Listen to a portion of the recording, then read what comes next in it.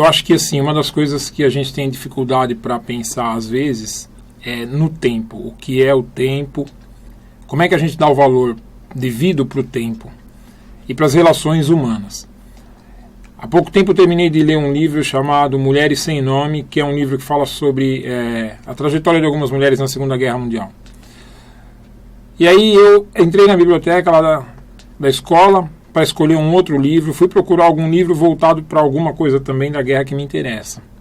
Mas aí eu encontrei um livro chamado A Última Grande Lição, que é um livro que eu li há uns 8, 9 anos, eu estava começando a dar aula.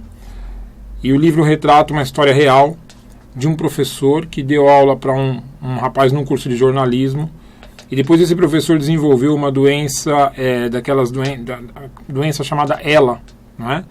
Que é uma doença degenerativa que mata muito rapidamente. Esse professor foi entrevistado por um programa de televisão, e o aluno, 16 anos depois, viu o professor, que foi alguém que ele desenvolveu uma empatia, e foi lá conversar com o professor. E o que acontece?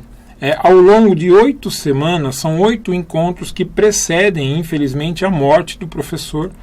E uma vez por semana, esse jornalista viajava de um estado para o outro para conversar um pouco com ele, não no sentido de jornalismo, obviamente que não, mas de retomar algumas aulas de humanidade, e eles vão conversando sobre aspectos da vida, as relações humanas e uma série de questões. E é interessante que ele fala muito sobre a cultura que a gente tem hoje, que é uma cultura da aceleração, uma cultura do rápido, que a gente se vê iludido pelo canto da sereia, que é a sereia do trabalho, das posses e do consumo. E que muitas vezes nós falamos assim, eu não tenho tempo porque eu trabalho muito, e eu gosto muito do que faço, então para mim está tudo bem. E a gente não vê o tempo passar.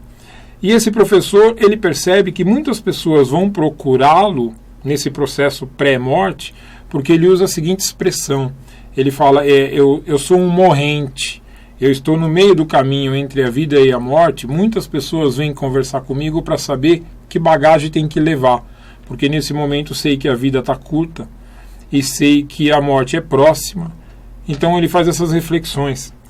E eu, por exemplo, hoje acordei lendo lá um trecho do livro, me deu vontade de ligar para minha mãe, que é algo que fazia um certo tempo que eu não fazia.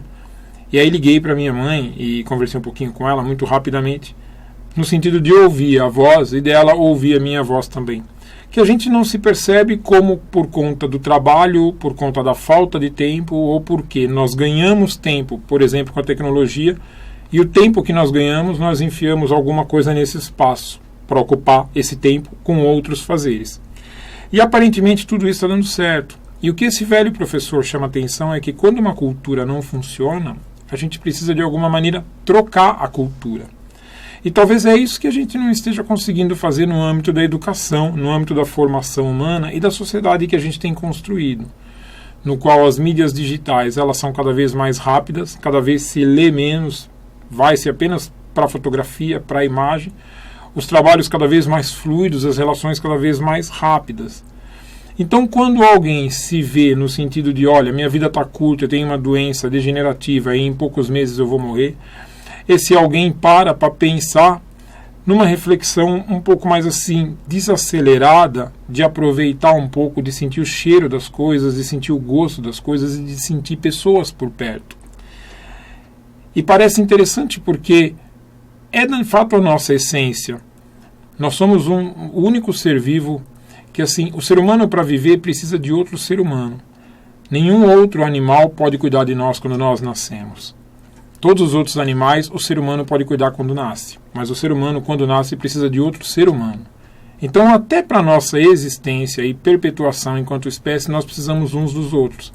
Entretanto, o que a gente tem feito é conectar aparelho, mas desconectar pessoas. Então, entrar na biblioteca hoje, encontrar um livro que eu li há 10 anos e que me fez pensar muito sobre educação, sobre relações humanas e sobre o valor do desacelerar, olhar para o outro e dar valor ao tempo passado junto, no sentido de ser um tempo ganho, não um tempo perdido. Às vezes, quando a gente não tem o que fazer, a gente fala, nossa, eu preciso fazer alguma coisa para matar o tempo. Tá difícil isso, mas talvez seja cada vez mais importante a gente entender que não ter o que fazer pode ser a melhor maneira de ganhar tempo e não de perder.